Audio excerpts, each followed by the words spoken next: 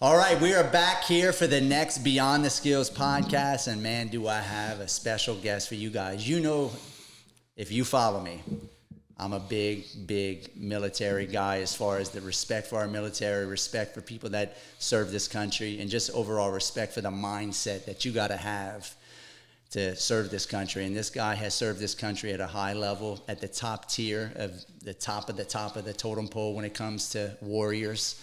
So I've got a special guest for you guys today, Mr. Taylor Cavanaugh. Chris, I appreciate being here, Rood. Thanks for inviting me. I'm stoked to have you here. Yeah. Like I was telling you on the ride here, I found you on YouTube, and right when I saw you, I was like, I got to get this guy in my podcast. I got to get this guy to talk to my audience because you speak a different language that I think a lot of people need to hear, because you've done some of the most toughest, hardest things that a human being can put their physical body through. And came out and passed and didn't fail at it. So you've done something most people will never do in a lifetime. So I want our audience here, my audience, to hear your story and break down, what that looks like. My pleasure. Well, so it's nice being in Louisiana, just by the way, just a little mixing it up from that California vibe, man. It's nice to be back here in the South, first off. And my story is why I think it resonates with people is because I don't rest on my laurels, right? I don't have an ode to bones. I don't talk about operations and combat and this and that. That's not because what matters is the things you learn and then how you apply them now, right? What are we doing now out, right? But, right, you have to have some social proof or else nobody cares what you have to say, right? And so that's why I say, yes, you have to achieve things in your life. You have got to, if you hear that calling, man, you got to answer that, because that is God speaking to you. That's what it is. It's nothing else other than that. Call it what you want. People can call it higher consciousness. They can call it what they want to. But it's God speaking to you in a very clear way of what you should be doing and what you shouldn't be doing. It's very clear. And so my calling, I guess you could say, started very young. Started in San Diego, where, I come from I'm a working class kid. My dad was an enlisted Marine, and my parents, got pregnant quick, got married quick, that whole thing. And, good on my dad. He rogered up and, okay, let's do this. But they had a tumultuous relationship. And I have a younger sister also, raised on a Marine base for a little bit in San Diego. We stayed out there, born in Boston area, shout out Gloucester. But it was very grateful I was for how I grew up, because even with the tumultuous nature of the relationship, I always felt loved, right? I never felt unloved or unwanted. My parents were there, supportive of sports. So if you're a parent, support your kids' sports, get them out there doing stuff, get them off the iPads, man, get them off that stuff, right? Get them out there interacting with the world. And that's how I was pushed. That kind of, I think, it really helped mold my adventurous spirit and that ambitious drive. Were you in athletics? You're an athlete? Yes, it was, my dad was a very good football player, bodybuilder, and my mom was an aerobics instructor, dancer. And so sports weren't even pushed. They were just, that's what you did, man. You got out there and you did stuff, and I loved it. I wanted to. I was sports all year round. My mom, I think, wanted us out of the house a little bit to not be destroying stuff, but it was soccer, baseball, swimming. All those things were part of life. And growing up in Southern California, we had year-round access to nice weather. And so we were out playing, getting hurt, building jumps on bikes and playing in canyons. And I was, even with the, difficulties in the marriage and things, I still had a great childhood, right? I still very grateful for how I grew up. And so it definitely helped mold my physical ability also. Just being able to swim, run, be tough, get hurt, hey, rub some dirt on it and get out there. What was it like having a dad that was a ex-military Marine? Was he tough on you? Did he push you at a young age? He was actually never the guy that pushed military. Never. He was a 6 in and out guy. He didn't push, honestly. He was a professional football player on the AFL. He did all that stuff, but he never pushed football, never pushed anything military. I never got any of that. You know, he was hard on me. You know, you didn't hit him hard enough, you know, tackle, you know, form tackle, you know, no arm tackles. He would get on me on that stuff, but I never got pressure from that angle. It was actually quite the opposite. That seed was planted in me. We saw some guys training, and I had that seed planted in me where I found out that they were SEALs training. And I didn't know what that was at a very young age. That got planted in me. And from that time, when I found out that commando was actually a job, yeah, I was like, it was shocking to me that you could ever want to do anything else, man, right? I wanted to be a commando. A commando, man. Crawling around in the jungle, right? Not in a romantic sense. And I've said this before, but it wasn't Rambo. It wasn't that. I knew it was a grimy, dirty job. Even from a very young age, I knew it was not fun, not romantic. And so I never had that notion. So it's not like you watched Commando from Arnold Schwarzenegger, the show Commando, and you're like, oh, this is how it is going to be. No, like I watched Platoon. Yeah. You know what I mean? And I saw that, and that resonated with me for real. You know, and it was the heavy stuff resonated with me. And it wasn't fun. It didn't seem I just knew that's what I was going to end up doing. And it gets shelved, right? Things get shelved. You're playing sports. You're dealing with other stuff growing up as an adolescent. And I knew college was on the roster, right? That's kind of what was on deck for me. I didn't even have an option to not go. I didn't know that you couldn't not go to college. But just how my dad didn't have a college degree, but he was kind of in and out. I had a single mom. She has a college degree. My grandpa was a captain in the Navy, you know, civil engineer. It was Nixon's advisor in the Pentagon. And so it was like, you're going to go to the Naval Academy. You're going to do this and that. But I had some troubled stuff in high school. And so the Naval Academy stuff, that wasn't going to happen. Let's hear that, because I got a story. That wasn't going to happen, man. Let's get the whole story. Yeah, I was getting recruited by the Naval Academy to play football and lacrosse, to dual sport, right? I wasn't like a good enough football player to go D1 solely, but I was a pretty darn good lacrosse player, and I could do both pretty decent. What positions?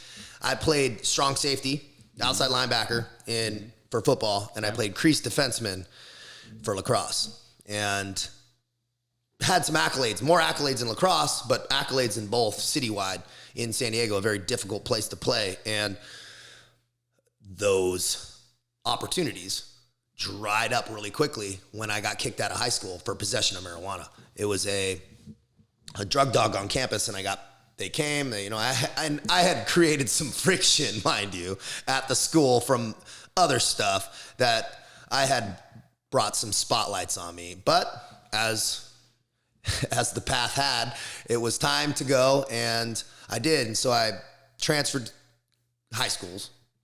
Couldn't play, though, as the rules. You can't transfer high school, and that's recruiting issues and CIF type rules and regulations. You can't change over a high school and play that. So they said, you can't play lacrosse senior year. Poof, all those. But I was so absent-minded. I didn't understand the gravity of what that meant. I was just like, all right, cool, new high school, new girls, new whatever. I was just kind of like in the next thing, and I was just work, and I didn't understand how significant that was, because I had Ivy League schools talking to me. I had all this stuff, and then all of a sudden, all those calls just stopped, right? But it wasn't sinking in until I realized I had to go to college, and the only people that were picking me up was some small Division III school in like Orange County, which was, they scraped together some money a little bit for, they don't have athletic scholarships, but they can figure it out. Yeah. And so they moved some stuff around, and that's where I went and failed out pretty much immediately.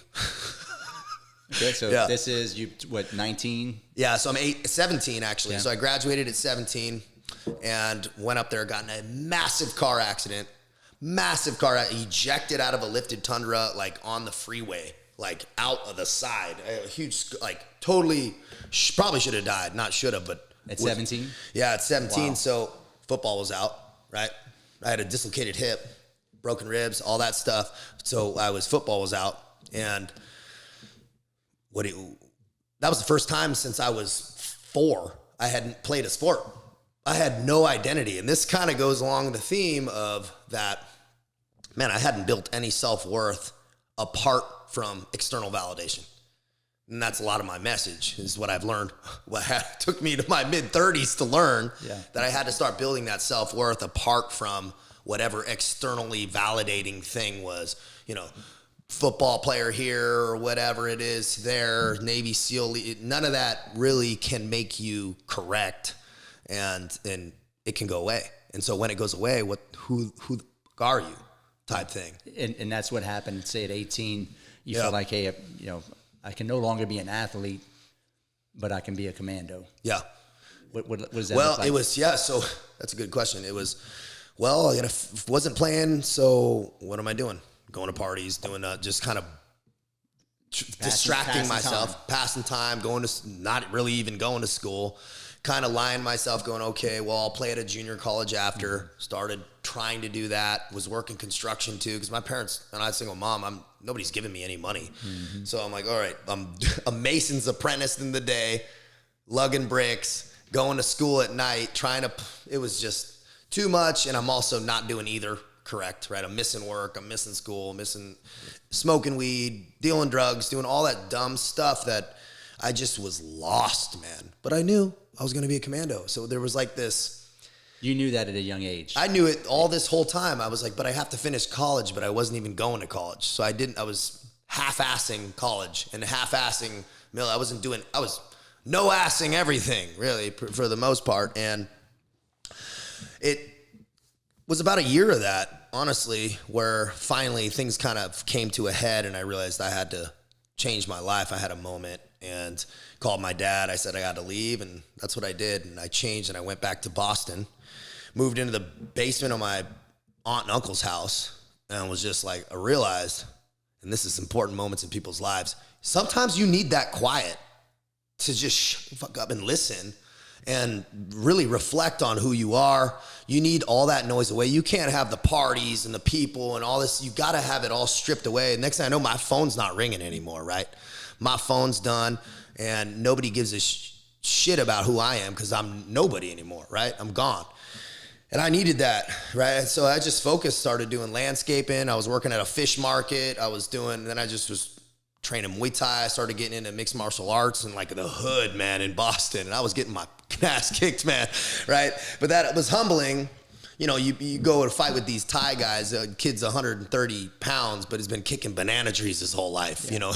I was getting worked, but I needed it, right? And it toughened me up, taught me how to fight, taught me just how to kind of, and my schedule was, I was getting up at, I was 19 years old at the time, and I was getting up at 4 a.m, training weights, going to junior college, full-time credits. You're 20, 19? 19, yeah, 19. Over full-time credits, going, and then all day would go from there, drive down to Boston, train Muay Thai, and I wasn't back home till 10 o'clock at night and doing schoolwork until midnight, and then back on it again, right? Again and again and again. And I did that for a year and a half, and I got straight A's, trained, and I got accepted to University of California, Santa Cruz, where I transferred, and I ended up getting my degree there. Would you say that Muay Thai and MMA kind of helped you with discipline and kind of straighten you up, or is? Man, I just needed this an outlet to feel. I would say, yeah, the outlet was important, that healthy outlet, but also, man, I needed a little bit of that identity back. Yeah. Being tough, yeah. Right? There's a piece of it where I had nothing to touch or be a part of, yeah. Which I absolutely think community is important, right? External validation is one thing, but community, we're tribal. We're tribal. We're not meant to be solo entities. That's not how humans are created. People can like to say that lone wolf shit. Man, that's not true, right? If you're lone wolf in it, guess what? You're not contributing to the community. What are you doing? People be like, man, I'm just doing me. I'm like, bro, you're 45. You're still doing you. You haven't got on to anybody else yet, right? Man, figure it out so you can actually help other people. I hear that, doing me, doing you, bro. Let's get past you for a little bit, right? You self-actualize and then you transcend self. So I was still in the self-actualization phase, yeah. Right? I hadn't gotten to that point yet, not even close, and I'm still working on it. But it was important just to feel good again, right? And also be working hard. Working hard is important. Getting in better shape, more confident. That all came, and it really centered me. 19, 20, you're starting to get your act together. You're doing MMA. You're lifting a lot of weights. You're probably away from all your friends that you were fucking up with. Yep. And now you're getting some direction. When did you make that move to go to the military? Yeah, so I went back to college, and then all those good habits went right away, out the window.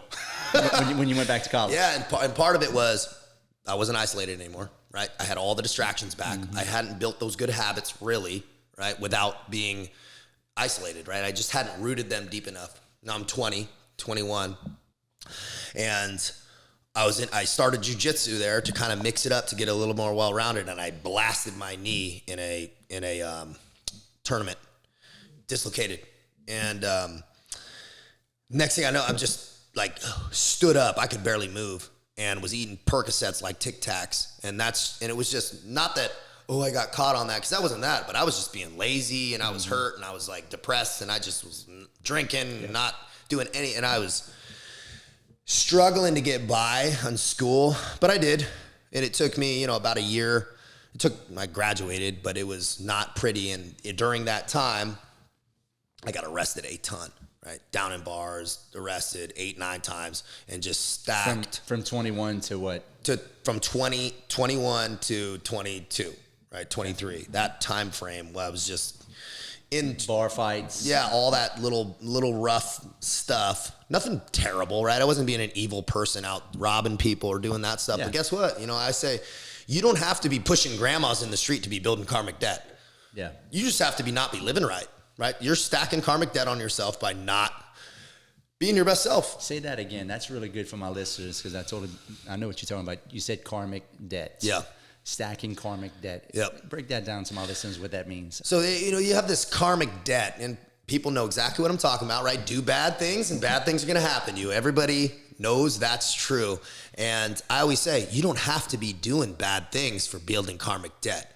You can be not living correctly or not living up to your potential. If you're hearing that calling, that higher calling from God that says, hey, man, you can be better and do better, and you go, yeah, tomorrow, guess what? You're stacking karmic debt on yourself. If you're in a bad relationship and you're hearing it calling and it's going, hey, you need to get out of here, and you're like, yeah, well, later, guess what? You're stacking karmic debt on yourself. You're burnt, so you're moving through quicksand, trying for inner peace and clarity, which are the two most coveted states in the world that everybody wants. You're never going to get there because you're fighting to get back to zero every day. Once you shed all that, right? True strength is letting go, right? And that's letting go of people. That's letting go of preconceived notions, previous resentments, all that stuff. Once you're free of all that baggage, guess what? You can grow. And now you're in the green. Take yourself to zero. Yeah. Stop fighting to get back to zero. Like it's miserable. People, it's misery. And I know, because I was been there, and I couldn't figure out why I just would get a little ahead, and it was like things felt difficult. Mm-hmm. And then once I once I just started facing and answering, like, hey, what do you want from me? Oh, it's getting up early. Okay, what do you, like, how far do you, everything started syncing up, right? Good connections started, coming my way. Things started coming. I had the ability to be able to articulate and clearly communicate things that I was thinking and feeling, and also just my actions were better and more clear, right? I could make the correct call. And that karmic debt is, man, if you're hearing the calling, you better answer it, or you're stacking it. It's cause and effect. Yep. For every effect, there's a cause. For every cause, there's an effect. And if you don't understand that, you can get yourself in a lot of trouble. The decisions you make matter, and everything is accounted for. Everything. Every thought, every movement, every single thing, closed doors or open doors, are accounted for. So you can't just be good at the networking event and shaking hands and be a piece of shit off and be a piece of shit on the back end, right? When the doors are closed, man, you have got to be solid even when you're by yourself and you're thinking your own thoughts, right? You close that door and then you're doing weird stuff, but guess what, bro? You're stacking karmic debt. So have fun trying to burn that off, dude. Love it. It's so true. So 22, bunch of bar fights, got arrested 7-8 times from 21 to 22. What happened after that? Yeah, so then graduated. Graduated college. Right. Okay. degree in politics, international relations. And I thought I maybe might want to be a lawyer if things didn't work out. So it's like a pre-law major, because I tried to be a doctor and I realized aptitude's real. I was in organic chemistry, and I had this TA, and she was trying to teach me, and I'm having my crutches, and she's like, how do you not get this? How do you not? She's like yelling at me, and I go, I just don't get it. And so I took the test, and the professor goes, how'd you do, Mr. Cavanaugh? And I handed it to him. I said, sir, I will not be seeing you again. And I changed my major that day to like a pre-law major. And that was great, because I can write and I can read and I can at least, understand literature.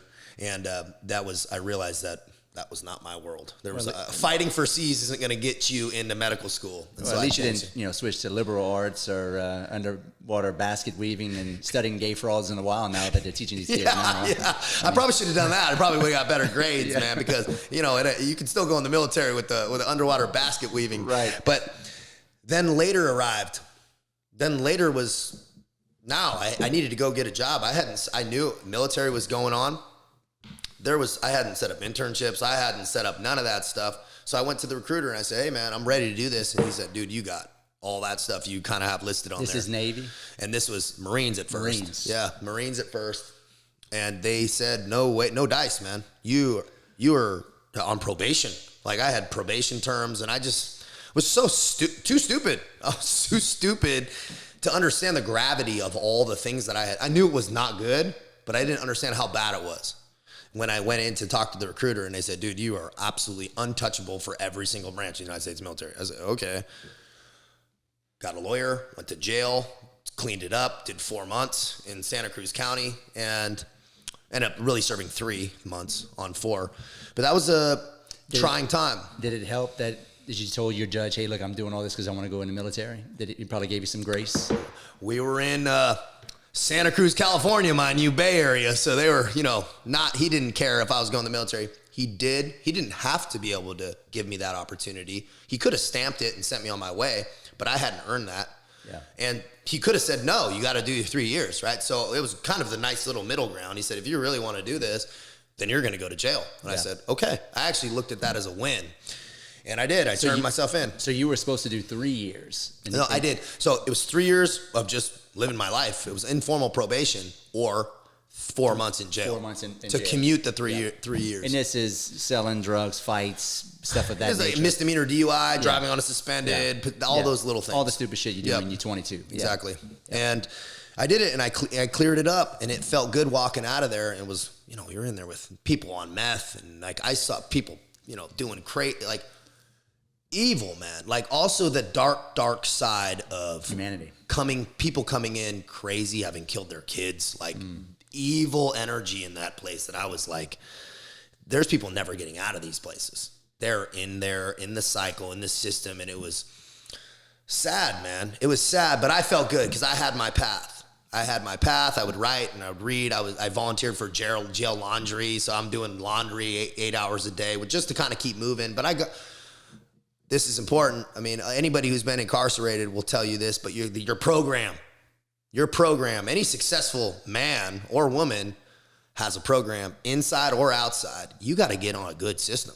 It has got to be daily. Things have to be non-negotiable. You got to be able to do them when you don't feeling it, because there has to be some rooted foundation to where you can get right, where you can get clear, where you can feel good just off your daily habits, right? Yeah. Not the externally validating things, was like this constant little process, which I realize now how it was so important even then, but I just didn't stick with them, right? I realized I would get up and I'd work out, and I was, doing my dips and doing my workouts, and I understood, okay, I felt better when I did these things every day, and I just stuck with it.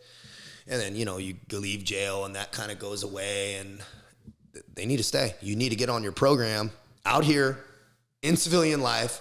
You discipline yourself now and you're hard on yourself now. Your life's going to be a lot easier, right? Life doesn't need to come hard on you when you're hard on yourself. Say that one more time, because people need to hear that. Life doesn't need to get hard on you if you're hard on yourself, right? You're already doing it. Nobody's going to be harder than you in life. If you're not already hard on yourself, life is going to kick your ass. It's coming. It's going to be hard somewhere, so you might as well institute it on yourself where you have some control. You just said that Yeah. where you have control. Yeah. Because if you don't make it hard on yourself, at least you have a sphere of influence, Yeah. control. But if you're not hard on yourself, the outside world will just rip you apart. Yeah, and there's people living in these states of, they wonder why they're not happy, and so they're mad at their spouse, they're mad at their girlfriend, and they're like lashing out, and there's all these, guess what? Because you're being a huge pussy. You're living like it doesn't matter if you go to work and dude, you've got to be tough all day long. You got to wake up, you got to do this, you don't got to be hazing yourself, right? Yeah. There's not, I loved David Gott, man, I love you, bro, but you don't need that level of hazing. I understand the respect that a lot, but for me, I don't think you need to suffer to achieve some level of inner peace, enlightenment, and elation, right? I understand there's a middle ground, but it needs to be sustainable. Man, we're talking the long game, right? We were talking the long game earlier, man. We want to do stuff and build habits that you're going to do till you're 80 and enjoy doing them, because if you don't enjoy doing them, you're not going to do them, right? Yeah. The best workout plan, the best nutrition plan is the one you're going to stick to. Yeah. Not the one you're going up and down off of. So build habits that you enjoy, make them challenging, but not miserable. You served 4 months, you got out. Now you're good to go to the military. Am I correct? So then that's the thing, man, walking into fear. Nobody said nothing. They're like, dude, you have got to get off. That's all I knew. There wasn't people like, if you get off, you can get in. None of that was for sure. So I might have just gone to jail for no reason, right? So, but I didn't have an option, right? Paint yourself into a metal corner, and then guess what? You only have one option. I was not waiting 3 years, so guess what? I didn't have a choice. And when I got out, I went to the recruiter, and they said, no, bro, you have too many tattoos. The Marine said too many tattoos. The Army said, dude, doesn't matter where you're not on probation. You got arrested too many times. And I went, oh, crap, right? I was super worried, super depressed for a few days. Started researching the French Foreign Legion. Started kind of being like, oh, no, I'm a loser living at my mom's house riding a bike in my hometown, dude, 23 years old, right? I got these big aspirations, but nothing to prove it. I'm nobody. And I could not be that guy. I had way bigger dreams. I could not be living in my hometown doing a regular job. It was not going to do it for me, right? And so I wrote down my charges. I had one Hail Mary pass and went to the Navy. And I said, dude, is this even possible with this? And he said, yep, we can do this. But you can only be a Navy SEAL pretty much. Oh, wow. Yeah, he said I didn't realize that. Yeah, so he said there's you in a corner. Yeah, he said you can probably only be a Navy SEAL or scrape barnacles. Yeah. Right? You have wow. I couldn't be a corpsman. I couldn't touch anything medical because I had drug charges. There was so much, but he's like, if you can pass all the physical stuff and get the correct waivers and get the right letters of recommendation, right? It wasn't just give me. He's like, you can be a Navy SEAL. That was it, because there's so few guys that can actually pass. Yep. That if you can do it, then he's like, that's. And I said, all right, well, that's what I'm here to do anyway. So I looked at it as a sign, man, and I went down that path. When you went and signed up for SEAL training, you're 23. Yep. For just trying to get in the Navy. They tell you, hey, just the only thing you can do. You said, hey, I'm gonna do it. Mm-hmm. Did you know about the SEAL program before that, or is this you already knew how hard it was? Oh yeah, I growing up in San Diego, I knew guys, all-American wrestlers, all-American water polo players. Nobody passed. Yeah. Everybody failed, and I was worried as shit. I was gonna end up on a boat. Yeah. That was not what I wanted. Did you mentally prepare yourself? Did you do any pre-training before you went to SEAL teams to try to prep you? Oh yeah, I needed it bad. Because you just I was 230 walking out of jail, man. I couldn't even run a mile. I ran a half mile and I stopped and I went, oh no, this is gonna be bad, man. I was like, you were all jacked. Rugby weight, man. It wasn't all good weight. It was like football weight, you know. It wasn't shredded, but I was pretty big. And I got through MEPS. It was sketchy with my background. There was a lot of strategic answering, I like to say. MEPS was Military Entrance Processing Station, with the FBI evaluations and all those interviews. Why were you gone for 4 months? Technically, I wasn't even supposed to be able to enlist in the Navy after just gone out of jail. There was a lot of gray area in what I was doing. But I just, like I said, man, who cares? Keep pushing until you have somebody absolutely tell you no. Yeah. Right? You don't know. Don't never, because everybody I ever talked to said there's no way you can get in the Navy and be a SEAL. You're never going to get a security clearance. You're never, including people in the military. FBI interviews also, you're never going to get a security clearance. You're never going to get a secret clearance. You're never going to be able to pass through. And I said, all right, well, we'll see. We'll see. And I just kept powering through. I just be delusional. Don't be realistic, man.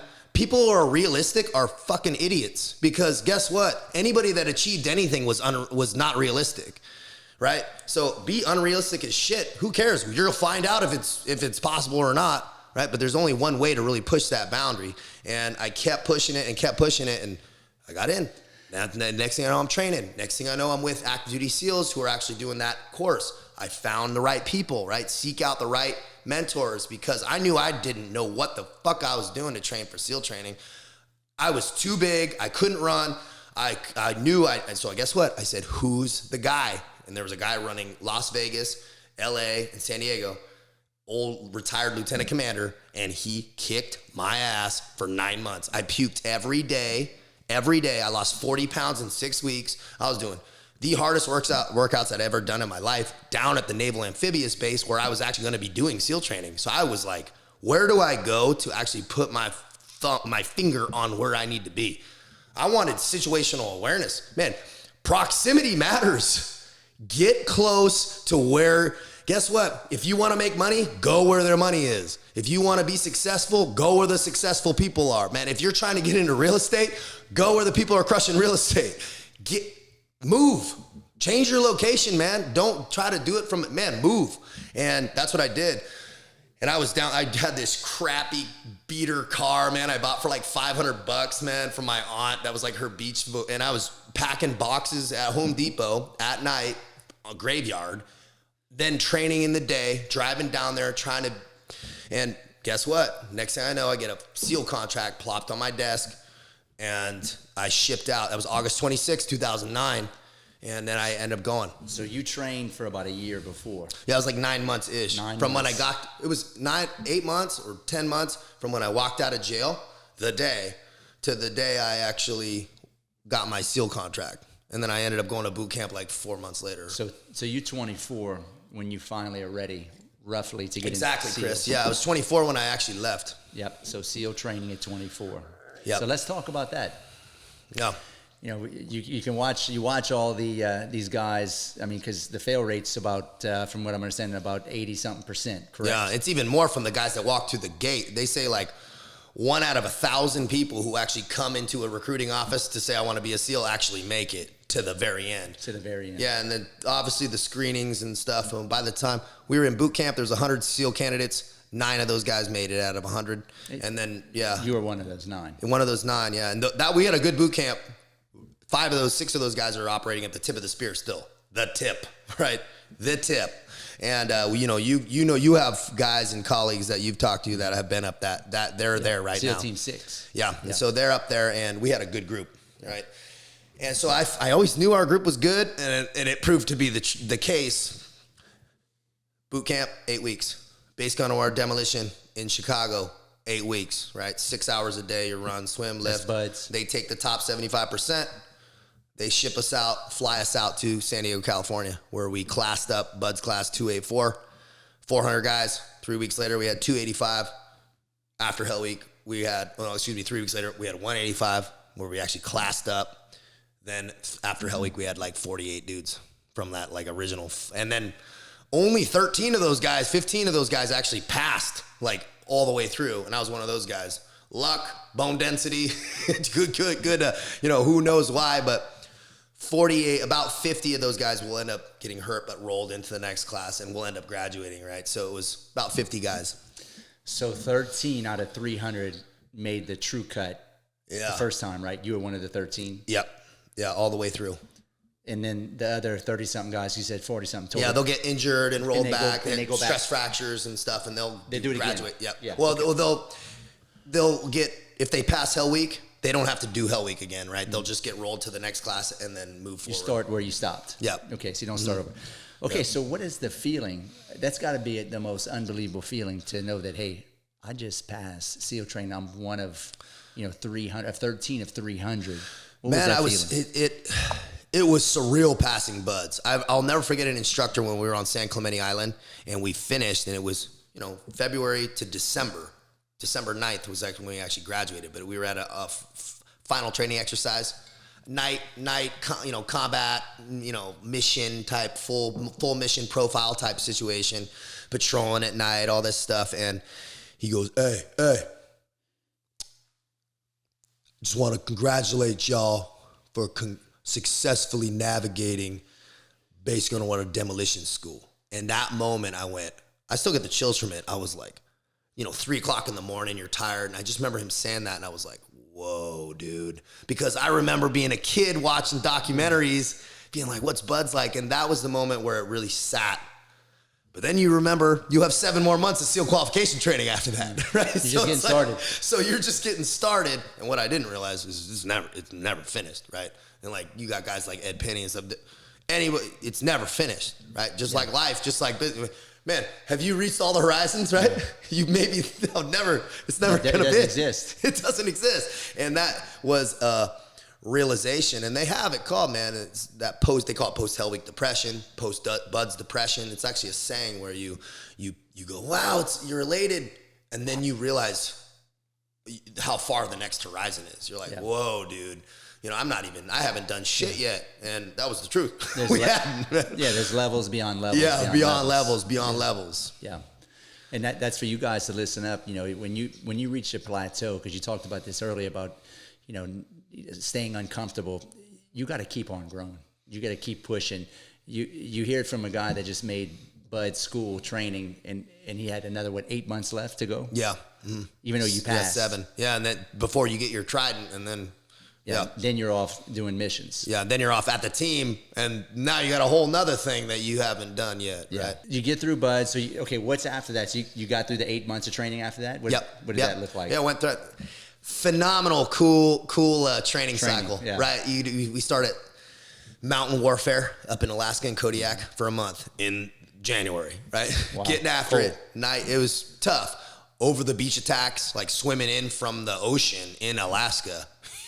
Then rewarming drills, right, where you get in the freezing ocean for 5 minutes to where you're almost dead, and then, and now you got to survive in the woods for 3 days. A true cold plunge. Yeah, so those guys cold plunge and all over Instagram. It's not what. Man, you want a cold plunge, bro? Here, how about you go cold plunge into the snow and then live for 3 days, right? That's the true cold plunge. That's why my girlfriend, we joke about me hating the cold. Man, I hate the cold, man. I'm like, man, I got nothing to prove, bro. I'm good, right? We have fun with it because that was a cool moment though, because now you have a little bit more autonomy, right? You're not a Bud student anymore. And that's what's beautiful about the SEAL community is the amount of responsibility and autonomy they put on you quick. Like it hadn't even been the military a year yet, but we were renting cars, so we were having our own gear, like full on big boy rules, being able to go out in town when we wanted and all that stuff. And it was, okay, they'll give you enough rope to hang yourself with, so you better be locked on. But I was so focused, I had no reason to celebrate. That's not what I figured. I wasn't partying, doing anything during any of this time. I was like, I had nothing to celebrate, man. Yeah. What am I going to do, man? I ain't going out to no club. Bro, I did not care about anything. And you got to be obsessed about anything you're trying to get. And that's exactly what I was. I was in full obsession mode. It was underwater diving, combat diving, right? With the rebreathers, all that stuff, planting mines and stuff. We did that for a month. Then it was close quarters combat, house assaults. Then it was land warfare. Now, during land warfare is when Osama bin Laden was killed, right? May 1st, 2011. We were all out there about to graduate SEAL training when that shit popped off, right? We have, man, a lot of guys that went down. Respect to that whole, that whole world is a lot of great warriors, That time was a very heavy time, right, in our community with Extortion 17 and all those things, right? We had guys whose brothers were there, right? Wow. And so it was powerful for us, and it felt like it was a powerful time in the SEAL community, and it was. From that May to August type time frame is exactly when we were finishing getting our tridents. And we went to kind of the secret squirrel, advent-laden, low visibility operations, training, military free fall, doing halos and learn how to skydive. at night on, night vision. Close quarter knife, everything. No, well, hand-to-hand we did combat? hand-to-hand combat also. And then we're graduating, right? And then we went to language school. I went to Arabic for about 3 months, and then we're at SEAL Team 7. Wow. Yeah. I read an article, you can correct me, you probably know this number, that it costs the military, I believe it's like $1 million just to train each individual. Yeah, each SEAL's $1 million to get to training. Wow. So y'all got $1 million worth of training. Yeah. Paid for by the U.S. government. Yeah. That's amazing. So you graduate your full. What happens after you're done? Did you get deployed? What does that look like? Yeah, so we got to SEAL Team 7, and then now it's qualification, right? You're nothing. You're just a shooter, but you have no quals, right? And so I volunteered for communication school. So I'm like, what's the school everybody hates? Right? Comm school, it's not sexy, right? You're pumping a heavy radio, everyone's yelling at you, and you have a lot of responsibility, millions of dollars in encrypted. It was heavy, and I was pretty decent and pretty capable, and I was put a lot of responsibility fast. Yeah. But that set me up for JTAC. Then I went to sniper. Then I went to some operations down for the president down in Mexico. I was doing some cool stuff, a lot of training trips, a lot of traveling. We were traveling all the time, training, and that goes on. You do some platoon work, troop work. Now you're really doing full mission profiles, learning how to brief, learning how to speak publicly. You're all build missions, PowerPoints. A lot of people don't know, but in all the enlisted SEALs, you build the mission, right? The officers don't do any of the planning like that. They'll button up the slides. They'll make them pretty. All the enlisted SEALs do all the actions on slides. So that's huge. So I didn't realize, y'all are not necessarily told what to do. Y'all are told what the objective is, and y'all have to build the mission around the objective. You just get intent. Wow. You're like, hey, this guy needs to die. This needs to happen. This target needs to get assaulted. This needs to get secured, and then figure it out. So you're you're essentially building a business, but in warfare. Yeah, and you're getting critiqued. All our training, you would get up, brief in front of the whole troop. Each guy's slides from the most junior guy. The most junior guy does the most talking, and that goes all the way up because you have to be able to brief generals later on, full mission, real stuff. And guess what? After all the instructor cadre debrief you on how you talked, how you held your hands, how your confidence, your actual plan. Right? So the training is no joke, right? It's the professional development. They actually call it that. They call it professional development, right? Apart from can you shoot, move, and communicate. Shoot, move, and communicate. Yeah. I like that. There's a lot of correlations to business. That's all it is, right? It's a bit, but you're just in the business of killing. And that's why all these principles translate so cleanly. What's shoot, man? It's execute, man. Yep. It's move, man. Can you adapt? Can you take information and pivot quickly, man? And guess what? Can you communicate? Dude, that's huge. Right? That's the big part. We talk about the power of social media, man. If you're not on social media, like Chris said, if you're not finding people that are in sync with your message, your mission, where you're trying to go professionally, man, this is just a business of communication. That's all it is. Yeah. So you're doing these trainings, you're doing missions. How long were you in the SEAL team for? 7 years and some change. So I did, we deployed to Yemen. Then I came back and training again, right? Now we're kind of in the fire team leader position, roles going. Now I experienced some in trouble, right? Bar fights here, right? Now I got some serious charges, fighting those through that. That's heavy, but right, maintain. You're going to have those rough moments. Sure. You got to keep pressing. You get one foot in front of the other. And that's what I did. And then I ended up going to Iraq. So I'm in Iraq, right? What year is this? 2015, I'm in Iraq. How old are you? I turned 30 in Iraq. So I was 29 when I went to Iraq. So is the 2015, things were calmed down a little bit? Yeah, it wasn't bad. We were on the forward line of troops, and they were prepping for the Mosul offensive. So we were on the forward line of troops meeting with the Sunni tribal fighters. So we had no base. We actually went out, no base, nothing. We had to ring up all the concertina wire, build all the HESCOs, and just kind of like get our cars and get our stuff. We're taking Katyusha rockets while we're trying to build this thing up. And just meeting the Sunni tribal fighters who had been displaced, then just stronghold and retake villages. But it was a lot of close air support, right? Coordinating fires, all that type of stuff. Yep. So you did seen a good amount of combat those 7 years. You get out of the SEAL team. Let's transition into what happened next after that. Yeah. And so I get out, I get into trouble again. And so I'm kind of like pushed out, right? I had failed a performance enhancing drug test, right? Steroids, everybody, if you don't know it. And it was just no tolerance, zero tolerance, right? In the SEAL team? Yep. And for the Big Navy tested me. Big Navy SEAL teams did an unbelievable job trying to protect me, but guess what? I didn't leave any room to help me anymore. Right. I had just used up all my rope, and they're like, but they hooked me up even on my discharge. I had a general discharge, and guess what?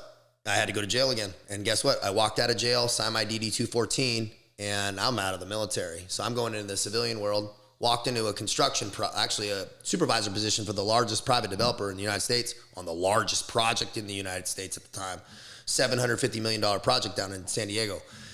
So I'm drinking out of a fire hose, right? We have methane issues and all this stuff. I knew how to run teams and talk to people, which is why they had me there. And so did good. We did 19 million in sales in the first year, and from underground trenching all the way up to final sales, right? I was managing all that. So that was good. I actually felt good and proud of what I was doing, but I had a bunch of off-field problems, right? I had a relationship that was an absolute nightmare, but I also wasn't the best person. Mm-hmm. I was stacking every bad habit you could possibly imagine, right? Doing everything, and also money troubles, and when you're not living right, guess what? Your world's not right. Yep. And that was exactly what I was experiencing, was that karmic debt.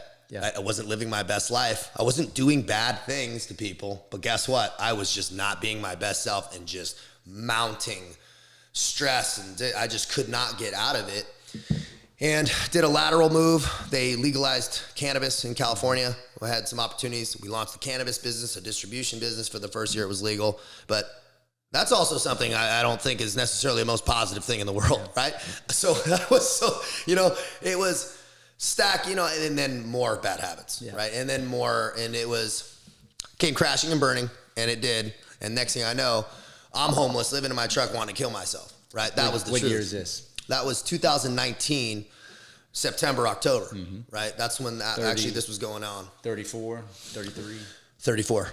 Yeah, exactly. I like the peaks and valleys. Yeah, and now we're in the deep valley now, the deepest I've ever been in. Mm-hmm.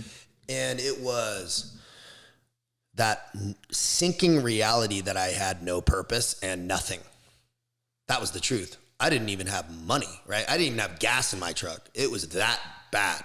I was down and out to the max, like going native in the jungle, right? Type thing, quite literally. And I just had that moment where I hadn't built any good habits, or I was still going to the gym. Like if somebody looked at me, they'd be like, but I knew I wasn't who I should be. And I had no title. I wasn't a CEO anymore. I had no money. I had no anything, no debt. All of it was gone. Yep. It was just me with no good habits. Yep. Guess what? That's nothing.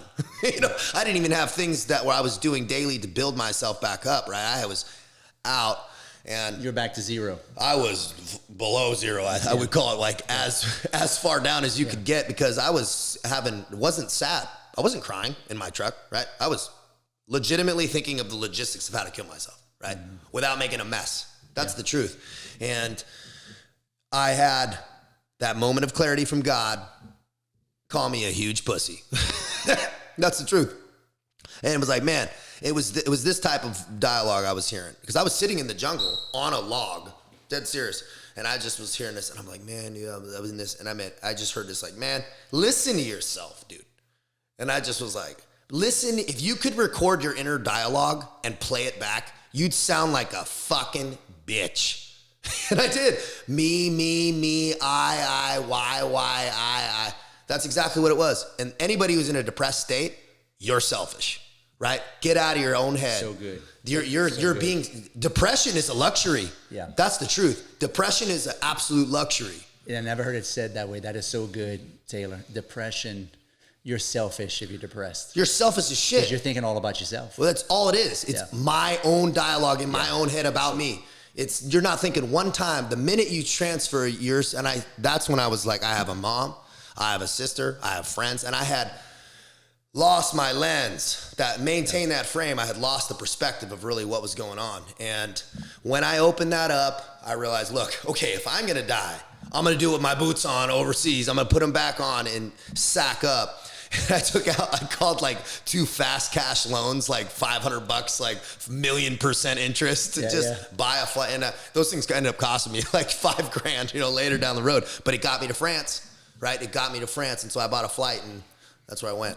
Went to France and you went and checked yourself into French Foreign Legion, man. I burned off some time in a hostel. I had no money. I'm like eating a hamburger a day and I showed up with like $6 in my account. I cut up my credit cards, threw them in the trash. I got my little paperwork, sent my last text messages to my mom so she knew things were okay, and organized my little affairs and knocked on that door, man. Knocked on that door. And you rediscovered your purpose. Man, what I rediscovered was none of what I was seeking was going to fulfill me at the time, right? To seek is to suffer. And I was suffering because I was seeking, man. Okay, if I'm a Legionnaire, then I'm going to be happy. Then you're going to be happy, yeah. I'm going to be happy. When I buy this new thing, I'm going to be happy. When I buy this new car, this new house, man, I'm going to be, when I get this, man, you got to be good everywhere. You'll be good anywhere, right? And that's what I found when I was in that barracks room, man, in like the mountain regiment where I ended up going. And I deployed with them to the jungle in South America, did jungle interdiction ops and gold mining operations, and then up in Estonia on the Russian border. A couple years in, it took me a couple years, man. I was beat up because I'm coming off of I was just emaciated, running, like lost weight. I'm like not eating good. It took me about 2 years to build myself back up. And I had a moment, I was like, okay, from this point on, I'm going to start building myself back up. It was June 2020-ish, right? And I go, I'm starting now. And I started building myself back up. I was to finish my tattoos. Like, people say what they want about tattoo, but it was part of my vision, right? Head to toe, right? Deliberate about your life, right? Intentional, like nothing's by chance. And so I was like, I preach this deliberate life, and that's what I say, man. Pick up your pen and write your story, man. Whatever that story is, be deliberate about it, right? And that's when I was like, okay, I'm going to start being deliberate again about my training, my food, and stop being depressed about being in the Legion still, because I was like, man, I'm here, but I'm so depressed about what I lost, who I was, and I shook it, started building those daily habits, and it took me a few years to kind of build them up, perfect them, get them polished up. And then the clarity came, right? That clarity came, and I started, once I felt good, then like we talked about, Chris, I had the ability to start to understand that Stoic philosophy, right? I had the ability to start getting out of myself to seek deeper, understand deeper knowledge and deeper principles. And because if you're surviving, you're not thinking about deeper principles. That's the truth. You have got to be thriving to be on that intellectual plane. And once I started thriving, then I could start scoping, and that's when all of it started sinking together. And that clarity started coming. Yeah, I can see that. Yep. I can see that just following you now and just hearing this whole journey, because I didn't understand the whole dynamics of it. Now I do see why, and I watch how you speak, and you speak from a very philosophic manner and a very energy level, because you've grown so much and you've taken yourself from 0 back to 100, back to 0 again. And there are so many learning lessons that you went through a journey of self-discovery. Yes. Would you say so? Oh, it was the absolute journey where, man, I discovered myself, and I'm learning that I'm going to keep discovering. I have to keep discovering myself, right? Yeah. You said it well, man. If you're not continuing in that progress, guess what? You're regressing. Yeah. There's nothing stagnant in this world. No, you're either improving or you're declining. Yeah, there's nothing in nature is still. No, not even trees move, right?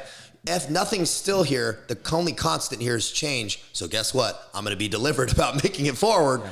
So, that was what I decided about my deliberate nature. I'm going to take control over my knowledge, what I'm learning, right? And I also started to understand, man, your diet matters. Not just what you're eating, what you're consuming emotionally, mentally, the people you're around. Man, I will not be around people that are at all negative, are losers, are doing nothing. Get out of here, dude. I won't even be around them. They're a cancer. right? They're doing nothing, good on them. I'll send them love from a distance, because my time is, I've learned that all that energy is exchange, right? All those people's energies bleeding into me. I need to get around people that are clear. You said something that I want the audience to really think about. You said you got to love people from a distance. Yeah. And that is a huge, huge thing in life and business. And just, if you're around negative people, dude, they will destroy you. They're going to bring you down to their level and beat you with experience. Yeah. And that includes your family. It usually is, right? Because who are the people that are around? Like, people think just because you're blood or you're that, man, you can love people from a distance and always still be there for them. Yeah. But you don't have to be all up in their Wheaties, man. Like, there is a power in when you understand what you need, when you understand what you have got to have to be good. Especially if you have that big vision and you want to be clear and positive and good. If people aren't on that path, get them the fuck out of your way, right? They have got another journey to figure out.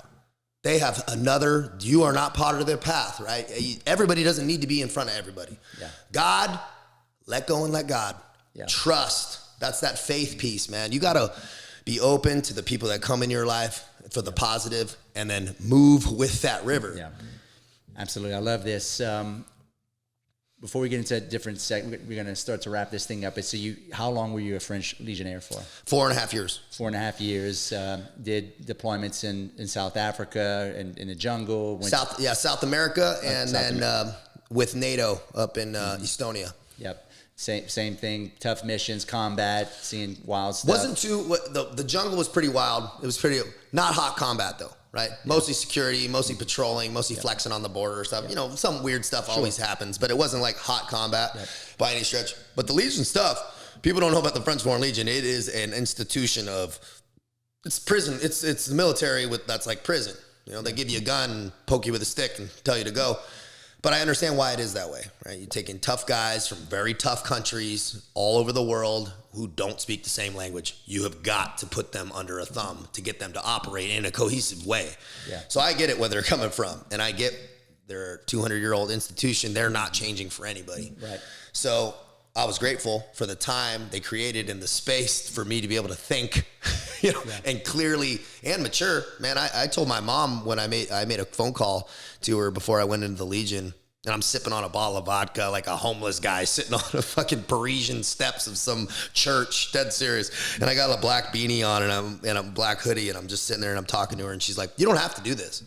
She's like, "You can just come home." And I said, "I have to. I know I do. I have got."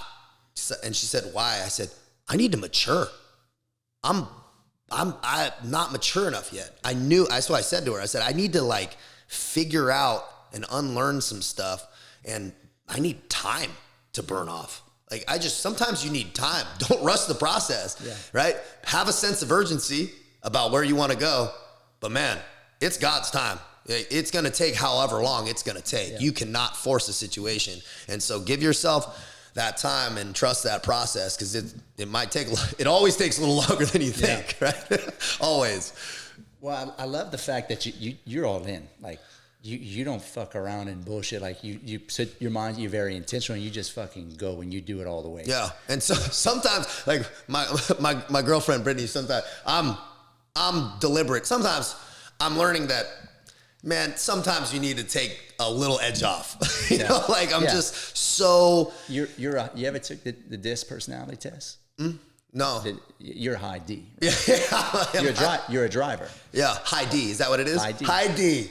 High D. You hear that, Brittany? Yeah. High D. For sure. I mean, you haven't taken the test, but I can just tell you're hard-headed, you're driven, you're focused, you're a leader, and you know what you want. Yeah.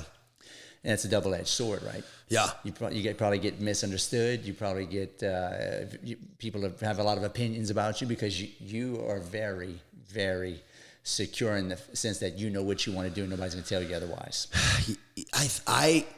And Chris, I know you identify with this. Man, I don't know another way to live. Yeah.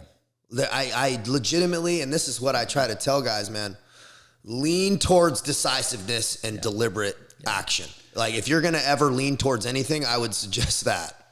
Well, you said something earlier. You said, you got to be delusional. Be delusional. Yeah. I have to psych myself out every other day because I get kicked in the balls a couple times a week just with the amount of action and busyness I I have bet. and the team and the problems and the lawsuits and this and that and problems. I mean, dude, if you are not an absolute crazy person, you can't be an entrepreneur. And let's be real, you're a crazy person too, just like me. You in a good way. Absolutely. I mean, way. you have to be somewhat insane to do anything great. Yeah. No, if you're living in the world of sanity, well, that's what everybody's already done. Yeah. Right. And so, man, and I always say you guys who are in that real estate game, which I'm trying to learn. That's why I'm, you got to understand what you don't know, right? Be honest about what you don't know. There's something to be said for delusional confidence, but you all have got to be realistic about what you know and what you don't know and what your abilities are and what they're not, right? And I understand where my weak spots are. So I'm like, I'll lean on guys like, man, I don't know what I'm doing. And I have a ton of respect because I know there's been some really stressful nights and really stressful days that you've had and your wife. I know 100%. That this business puts you to your knees sometimes. Yeah. And guess what? Keep pushing it and it crushes some people. Yeah, it does. Right? It does. And I think you just have a unique ability to just not quit. Because if you made it through SEAL team training, you made it through French Legionnaire, you might not necessarily be smarter, stronger than that next guy, but that ability to keep going when everything is so hard is really a superpower. Oh, I'm definitely not. I'm not the strongest, not the fastest, not 100%, not the smartest. Couldn't swim the longest. I have never been the best at not one thing. Yeah. Nothing. I've never gotten first place in anything, in any SEAL, anything, right? Not the best shot, not the best run. I'm like, okay, but nothing great. Your test scores are probably not top ranked. I'm like that front end of the bell curve guy, that 80% guy, right? I've always been that B plus guy. And that's where I'm at, but I will definitely not stop. There's just,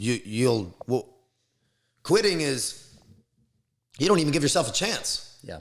That's what I understood that very clearly, that first of all, if you don't start, right? If you don't like this coaching and stuff, man, I was sitting in a barracks room trying to do this, man. And I didn't know how to upload a video or how to do any editing or even what to do, let alone how do you even get money?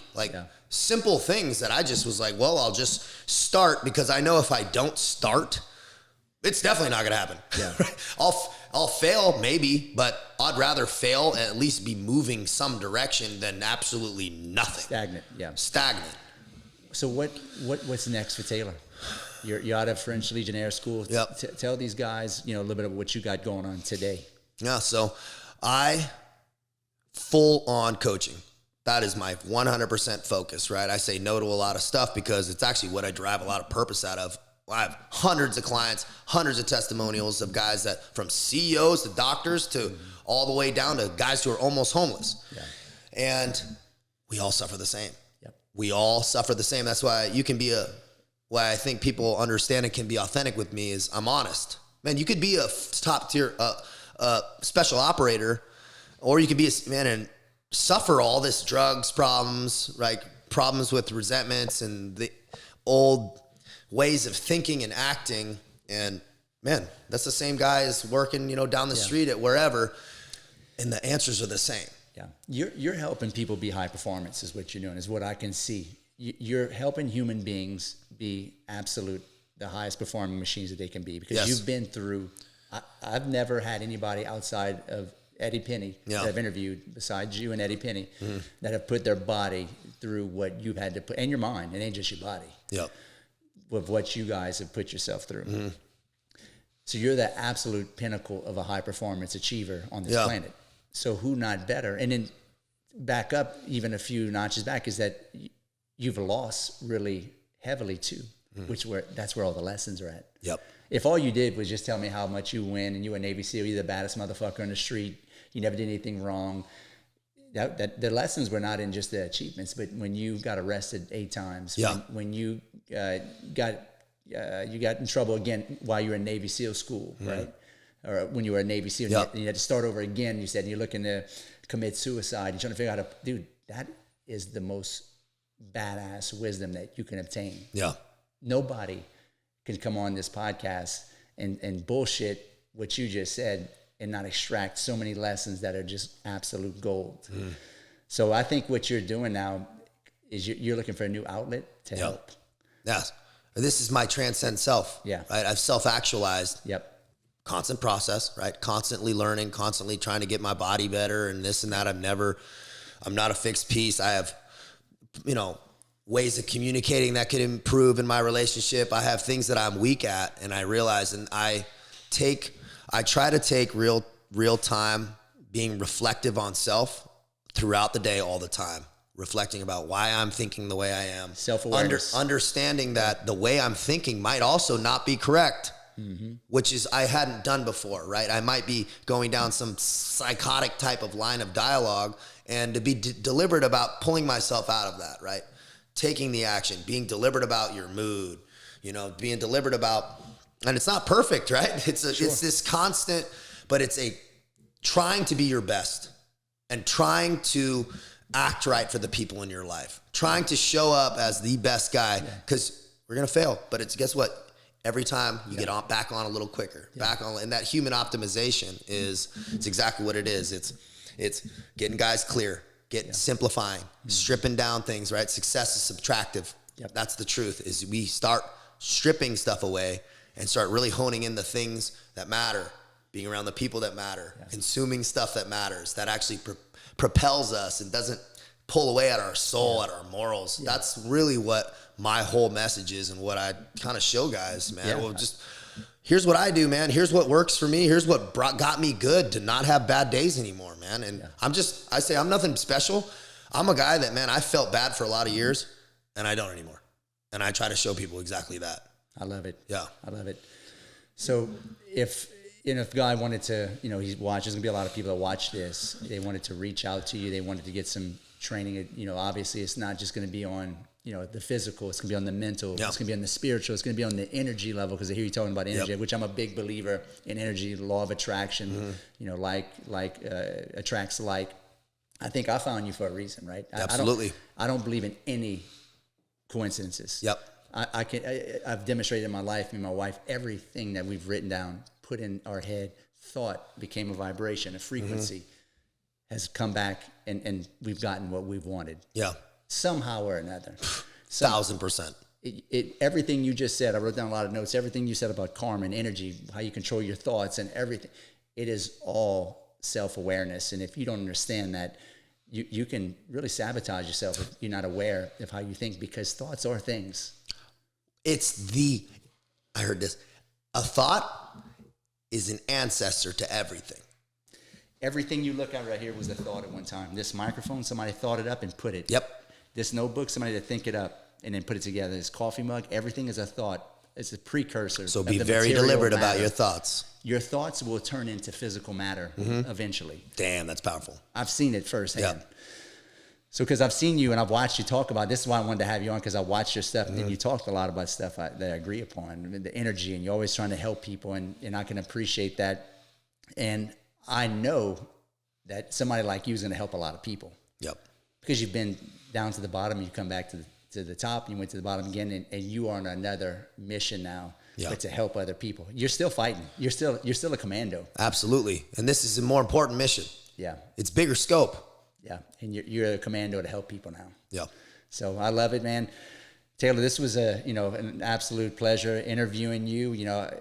Where can people find you at if they want to reach out to you? Always on my contact page on my website, taylorcavanaugh.com. Got more of the story, kind of get a read through some pictures just to kind of scope it out, get warmed up. Different things they can select. Always goes right to me, right to my email, right to me personally. Can always DM me on Instagram, TCavOfficial. I'm Johnny on the spot with those. I try to really answer everything honestly, directly. Everybody that gets me directly, always. And they can always go on my YouTube, TCav TV, reply, and I try to get through as many of those as I can, but we got to sift through some crazies and do some stuff, but that's where it's fun. That's right. That's where the lessons are learned. Make sure you come out to the next Allies Mastermind. We do these every quarter. This one's at my hometown in Louisiana. The next one will be in June in Nashville. If you guys want to become a professional real estate investor, you need help with your entrepreneurial game, you know where to find me at Real Estate Rood on Instagram, Chris Rood on Facebook, Chris Rood Entrepreneur on YouTube. If you want to just have a call with me, go to chrisrood.com, book a call with me. But I want you guys to understand, being an entrepreneur, there's a reason why I have military guys come on here. Being an entrepreneur is going to be one of the hardest things that you're going to do in your lifetime. You may not die physically, but you can die financially. And it hurts like shit because I've almost died twice. It hurts like shit. Oh yeah, it's scary, man. It's very scary. You've probably been pretty damn close to that too. So when I tell you, you need to be around people that have been in the trenches like this guy, like me, who have had the experience, who have the knowledge to keep pushing through. This is the cheat code. Never in world history could you go and listen to guys that have this kind of wisdom. When I was in my 20s, I didn't have Facebook. I didn't have YouTube. I'm 43. I had to figure it out on my own. You guys got it easy today. You can reach out to a guy like Taylor, who's a Navy SEAL, a French Foreign Legionnaire, who's done some of the most badass shit on the planet. You can reach out to me, where I've been an entrepreneur since I was 22, and extract the lessons and learn what I've had to work hard for easily. 100%. Right. It's cheat code. It's right there. It's all here. Expedited information, right? As my buddy said, Fraser Bailey, collapse the time horizon. Get a mentor who's already learned all this stuff. You might be able to figure it out in 6 years, 5 years, but why not get with somebody, pay them money, right? To expedite and collapse the time horizon so you can get to your goals faster. Yeah. How much money is it going to cost you downstream versus the little upfront cost? Yeah. I've got millions of dollars, millions. I got one business is $1.6 million in the hole to this day that I still struggle along and keep on my backpack that I'm still trying to fix. Right. That's wisdom. Yeah, that's expensive wisdom, man. Expensive ass wisdom that you can get for a fraction. Yeah, not even a fraction. Right. So, but anyway, this is a great pleasure and honor, Taylor. This is awesome. I really appreciate you guys. Make sure you go follow this guy. This is super impressive. And, you know, Taylor, I can't wait for you to pour into the audience tomorrow. Yeah, I'm looking forward to it, man. Yeah, it's going to be a good time. And for you guys that haven't subscribed, give me a like, give me a subscribe, share it with a buddy. Reach out to this guy, get some coaching. I'll see you guys on the next Beyond the Skills podcast. Peace.